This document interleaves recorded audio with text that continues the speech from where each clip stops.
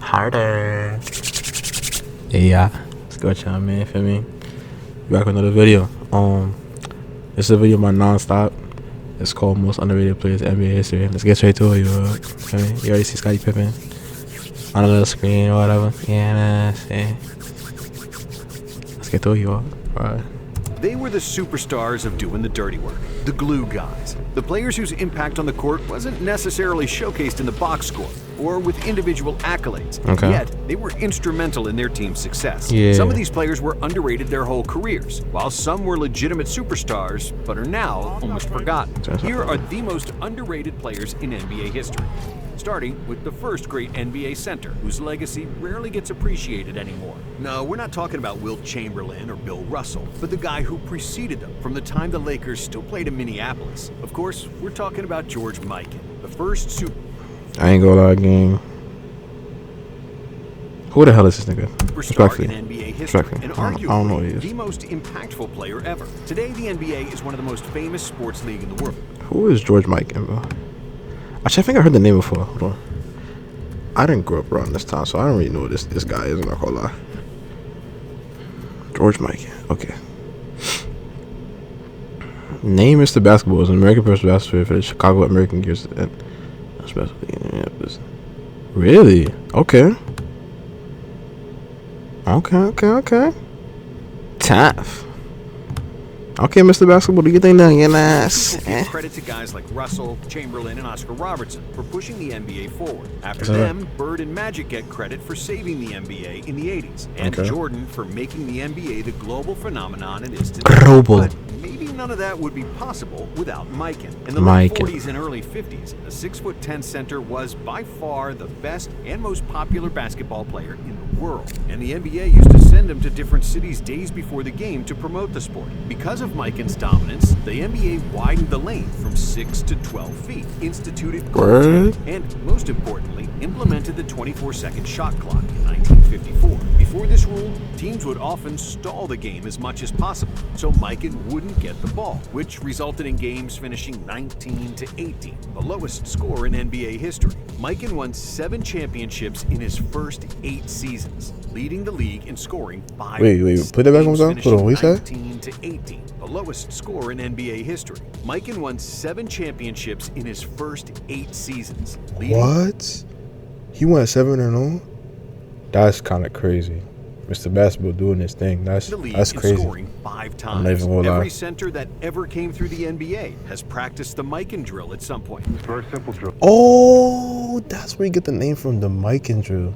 George Mikan. Oh, I've heard of that before. I've done that drill before. I ain't gonna lie, many times. That's crazy. I didn't know that. Wow. So you're just gonna shoot a little baby bank hook. That's crazy. I ain't gonna lie. From right in front of the rim with both your right hand and your left hand, and you alternate. And because of his dominance, impact on the rules, and popularity he brought to the NBA, he is one of the most important players of all time. Rarely gets the recognition for it. Honorable mention from that era goes to Bob Pettit, another Hall of Fame center from the 50s, who's now mostly forgotten. Apart from winning... Who is Bob Pettit, bro? Let's do some research also. We're gonna do some research on these NBA vets right here. Bob Pettit. I think I've heard these names. I don't really remember because I didn't grow up around this time, so I don't really know these players like that. I'm not gonna lie, respectfully. Baton Rouge, Louisiana. He went to LSU. Okay, 6'9". He coached the Hogs. Okay. All right, I see that. Playoff series and an NBA championship against Bill Russell, Pettit averaged 26 points and 16 rebounds for his career. 26-16. Other than his final season, he made the first team All-NBA every year of his career. Fast forward 40 years from the days of Mikan and Pettit, and the NBA was a rocket ship, a global brand worth billions of dollars. The league's best and most popular player was Michael Jordan, and in his shadow was Scottie Pippen. I always admired Scottie Pippen in his game and appreciated him. He's the most disrespected all-time great player in any sport that any game has seen. I don't know about that one, but he definitely is tough though. He definitely is a great player. I don't know about that statement though. I don't know. Unfortunately for Scottie, when you look back at those championship runs, he doesn't have like the signature moment Michael Jordan was glorified and admired by the entire world, and rightfully so, because he really was him and was the best player of his era. But as it was documented in The Last Dance, MJ often got too much credit at the expense of Pippen and the rest of the Bulls. Michael won Defensive Player of the Year, but Pippen was a better defender than Jordan. It was Scottie, and not Michael, who was usually guarding the best opposing player, and Pippen's presence allowed Jordan to play free safety on defense. Michael had problems with a certain player. Anyone who can catch and shoot and run screen. and run around screen. He hated chasing screen. Because he was a ball watcher. You know, he Gambled all the time. Because he knew that Pippen had his back. In 1994, when Jordan retired for the first time, Pippen led the Bulls to 55 wins, which is just 2 wins less than the previous year when Jordan was still with the team. MJ was a superior scorer and a better leader than Scottie, but he also never won a playoff series without Pippen, while Scottie nearly advanced to the 1990. Hey man, basketball is a team sport, yeah. It's not a 1v1 sport. If you don't got pieces around you, you're not gonna do well. That's a fact. 4 conference finals without Michael. Now Pippen on the move. Pippen accelerate. Pippen down the lane, and that is missing Scottie. Ryder takes it in, blocked away by Scottie. The rest of the Bulls from the 90s were also quite underrated, while the world was infatuated with Jordan. From the first three-peat, a guy that never gets mentioned is B.J. Armstrong, one of the best shooters of all time, currently ranking 13th all-time in... B.J. Armstrong? Who is that? Ain't that a writer? I'm tripping. Hold on. That sounds like... His name sounds so familiar. I don't think of it like... I wouldn't think of his name as like a person that... Okay, Detroit, Michigan. Okay. In three-point percentage, tied with Steph Curry. From the second three-peat, there's Ron Harper, one of the best defensive point guards ever, who averaged 19 points per game before he joined the Bulls, but still accepted his spot as a role player. The same goes for Tony Kukoc, who could have easily been an all-star if he had played on another team and had the opportunity to take more shots. Jordan was a great player. You can't get too close to Mike with a foul. His teammates, especially Pippen, are heavily underrated. But there's another small forward whose game was very similar to Scottie's, and he never gets mentioned among the all-time greats, despite winning 8 NBA titles and scoring over 26,000 points in his career. John Havlicek? Didn't he play with Larry Bird? I think so, right? Yeah, I think so. John Havlicek will rarely get mentioned when there's a discussion about the best small forwards ever. Yet, he made more All-NBA teams than Larry Bird and more All-Defensive teams than Kawhi Leonard and LeBron James. Averaging 21 points, 6 rebounds, and 5 assists for his career, Rondo leads the Celtics in many statistical categories. And with 13 All-Star selections, only 12 other NBA players in NBA history rank up. LeBron 20, Kareem 20, Kareem 19, 18, 17, 16, Julius Erving 15. No, he didn't play with Larry Bird, right? I think he came before Larry Bird. Yeah, he played before Larry Bird was playing. I think so, yeah. Really? Okay, wait, what's that stat one time? 13 All-Star selections, only 12 other NBA players in NBA history rank above this underrated Celtics legend. And similar to Havlicek, this next all-time great is one of the best players ever at his position, but almost never gets mentioned in debates for the best centers of all time. Moses Malone was an undersized center at 6'10", and yet he led the NBA in rebounding 6 times and ranks 3rd all-time in rebounds, behind only Bill Russell and Wilt Chamberlain. Malone won 3 MVPs. Only 5 other players have won more. And if we count the points he scored in the ABA, Big Mo racked up nearly 30,000 points. Moses was tough, all time. Due to his shyness around the media, Moses was underrated when he played, and he's even more underappreciated now, despite being arguably a top 5 center of all time. However, Malone isn't the most underrated big man from this era. There's one player that most casual fans probably haven't even heard of, despite him scoring over 27,000 points, which ranks 12th all time. And that guy is Big E, Elvin Hayes, a 12-time All-Star and a 1978 NBA champion. I think I heard of him before. Bullets. Other than Wilt Chamberlain, Hayes is the only player who led the NBA in scoring as a rookie, averaging 28.4 points and 17 rebounds. That's tough. Apart from being one of the top scorers of all time, Hayes is also one of the best rebounders ever, with over 16,000 boards, which ranks 4th on the all-time list. And if the NBA counted blocks in his first 5 seasons, Hayes would rank in the top 10 in blocks. too. Other Hall of Fame centers from that era that are almost forgotten. Oh yeah, they didn't count blocks back then. They only counted assists and points and steals, I believe, right? I think so. They didn't count blocks. Now are the 1973 MVP Dave Cowens, 8-time All-Star Bob Lanier, who averaged 20 and 10 for his career, and another former MVP, Bob McAdoo, who was also a 3-time scoring champion. And speaking of scoring champs, let's talk about the player who won this prestigious title in 1983, a guy whom they called the Blade, long before Wesley Snipes. Alex English is one of only 25 players with over 25,000 points in the NBA, and he's almost never mentioned in the same breath as other scoring champs, like Allen Iverson or Tracy McGrady, even though English scored more points than all of them and did it more efficiently. The Nuggets legend English averaged 25.9 points per game during his 11-year tenure in Denver, shooting over 50% from the field, along with 5.6 rebounds and 4.4 assists. There's another scoring legend from that era that might be even better than Alex English, and another guy that nobody mentions anymore. Few of these kids know that the crossing guard they're high-fiving in that bright green jacket in a Silver Spring, Maryland crosswalk is an NBA Hall of Famer, an Olympic gold medalist, and a millionaire. Adrian Dantley is a 2-time scoring champ who averaged 24.3. Adrian Dantley. I'm not gonna lie, I don't know these players, bro. Like, these are not ringing a bell. Okay. Played 15 seasons in the mat. 6-time NBA All-Star, 2-time All-NBA selection, 2-time NBA scoring champion. Impressive. Points for his whole career, and did so with insanely good efficiency. Dantley shot 54% from the field during his 15 years in the league, which is better than any other player who scored over 20,000 points, other than Barkley, Shaq, and Kareem, who were all playing much closer to the basket than the 6'5" Dantley. Also, Dantley has 4 seasons with over 30 points per game, and only Jordan, Wilt, and Oscar Robertson have more. But because Dantley played for Utah and in a small market, he never got the proper recognition, despite being a 6-time All-Star. And this next player was an 11-time All-Star and a Hall of Famer, and yet he was always in the shadow of his much more popular teammates. Chris Bosh had all the skills in the world. He wreaked havoc from the Bosh was tough, yeah. Bosh was tough. I'm not even gonna lie, he was tough. He could shoot. Bosh for the lead. Especially in like Toronto, he was going crazy. I remember that, like, he was averaging like 20 and like I think like 8, something like that.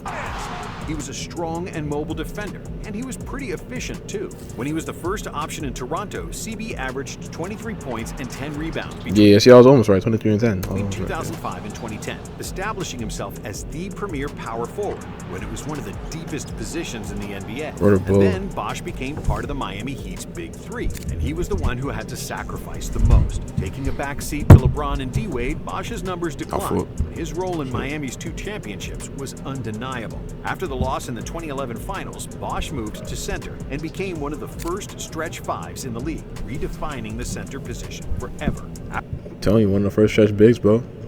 Chris Bosh was one of them, trying to tell you. After LeBron left, Bosh was back to averaging over 20 points. But then a blood clot injury forced him to retire at the age of 31. If he was able to play for the next 6 or 7 years, Bosh would probably be close to 25,000 points and over 10,000 rebounds, joining some of the most elite company in NBA history. But Chris Bosh isn't the only underrated power forward in recent memory. This next player would be much more suited for today's pace and space game, where he would dominate with his versatility. Andrei Kirilenko was a 6'9" power forward, but because he also had a 7'4" wingspan and could move like a guard, 7'4", God. The Russian established himself as the premier defensive player in the NBA. During his decade-long tenure with the Jazz, Kirilenko averaged 1.4 steals and 2 blocks per game, including the 3.3 blocks per game in 2005, which led the NBA. AK-47 was the first non-center That's what they called him, AK-47. Lead the league in block shots, becoming the first European to do it. And to this day, he's the shortest person to lead the NBA in blocks, together with Ben Wallace. But unlike Big Ben, Kirilenko could also score the ball. He could shoot the three and was a decent passer. His versatility was even more pronounced when he played on the national team, where he led Russia to gold in the 2007 Eurobasket and bronze in the 2012 London Olympics. And speaking of great European big men, before the days of Jokic and Nowitzki and the Gasol brothers, one European was making all-star teams and shooting the heck out of the ball. However, Detlef Schrempf doesn't get the recognition for being the first great European big man in the NBA, partly because he moved to the States as a high school senior and spent 4 years at the University of Washington. The 6'10" German joined the NBA in 1985. The Dallas Mavericks select Detlef Schrempf. Detlef Schrempf. I never heard that name before. Wow. I learned a lot of this video, I'm not gonna lie, bro, because a lot of these people I don't know. 4 assists, shooting 50% from the field, 38% from three, and 81% from the free throw line. Schrempf was the first European player to make the All-Star almost 50, team, 40, and 90. second to ever make the All-NBA team, and the first to win the Sixth Man of the Year award, doing so in 1991 and 1992. But today's NBA is a much different league than it was 30 years ago. It's mostly dominated by point guards. In the 2025 season, there are 13 point guards averaging over 20 points per game. Nah, the game getting crazy. People are getting really talented, bro. That's what I'm trying to tell you. In 1990, the next coming years is gonna be around maybe 10 guys averaging 30 plus. Okay. 98, there was only one, Allen Iverson. Before Iverson, point guards were never the highest scorers on their team, and their role was to set up the offense and facilitate. For that reason, there are many point guards from the 90s and 2000s who are underrated, even though they were ballers. Don't just take classes. Take charge. We're doing well the Start whole fit. Come on, game. At PurdueGlobal.edu.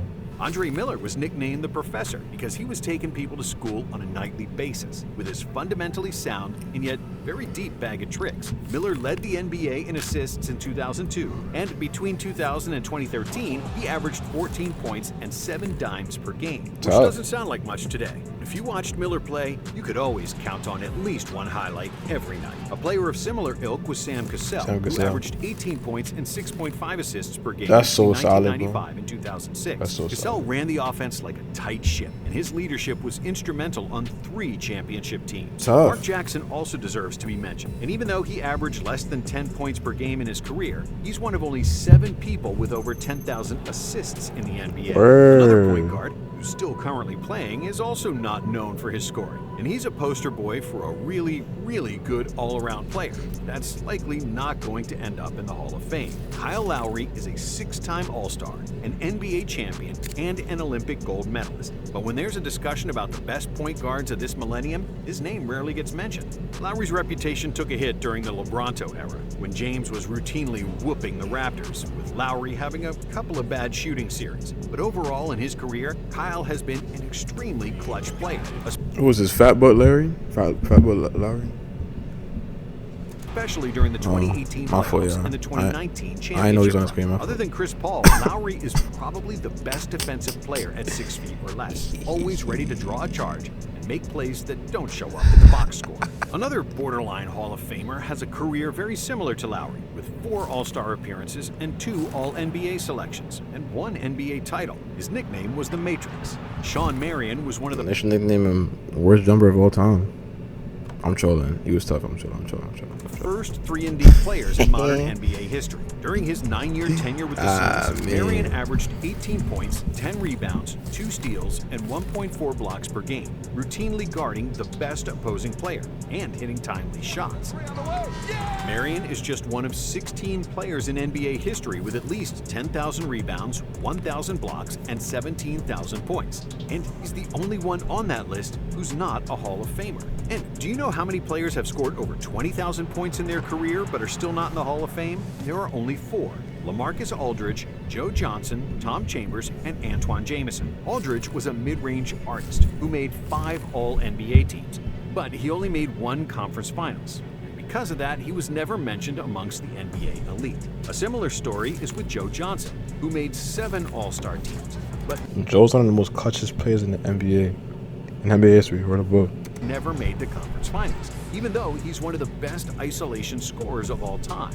Who was the most underrated one-on-one player of my era? ISO Joe. ISO I Joe. was just about to say that. Joe Johnson. He got a name, ISO Joe. ISO Joe. And we still don't give him credit for it. But in the end, being underrated is subjective.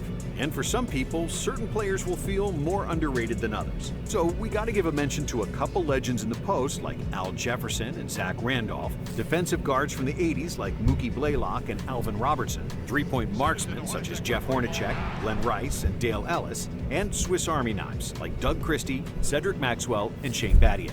What do you think? Did we miss anyone? Let us know in the comments if we did. And thanks for watching. If you like this video, we have another one. Hey man, I like that vid. It was really informative, and I think I learned a lot from the vid. Learned a lot more about more NBA players that came before me, and